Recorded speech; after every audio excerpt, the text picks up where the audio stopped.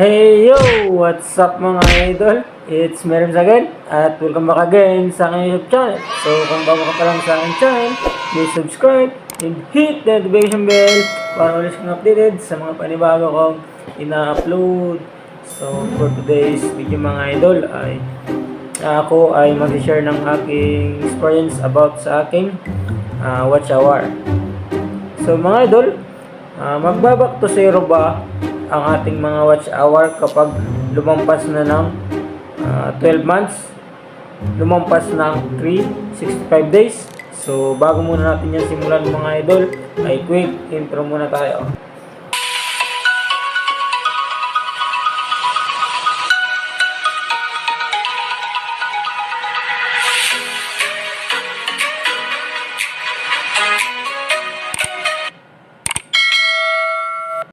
So ayun mga idol, magbaback to zero ba ang ating mga watch hour kapag lumampas na ng 365 days?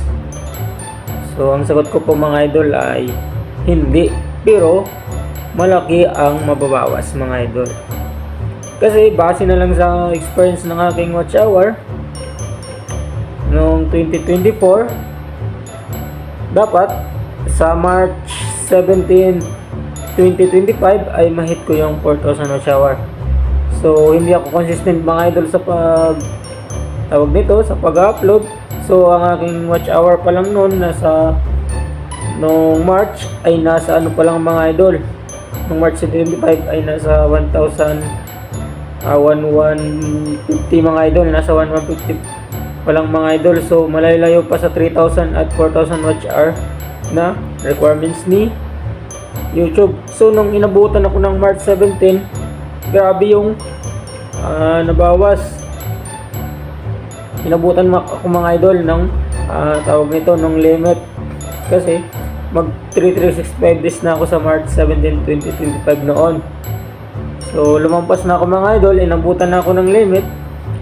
So ang nabawas sa akin ay halos nasa 600 plus. Kasi mga idol, ang natira sa aking watch hour ay nasa 400 plus lang mga idol. So kaya mga idol, kung gusto nating mahit ang 3,000 or 4,000 watch hour, so dapat maging masipag tayo sa pag-upload ng ating mga video. So yun mga idol, be consistent lang po. So ngayon mga idol, hinahabol ko pa ang 3,000 or 4,000 watch hour na requirements ni YouTube.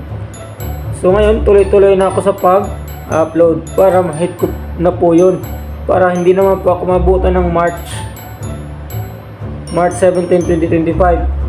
So kapag mabutan naman ako nun na hindi pa ako nakakapag 3,000 or 4,000 watch hour, so malaki-laki naman ang mababawas sa aking watch hour. So ngayon, sinisipagan ko na mga idol.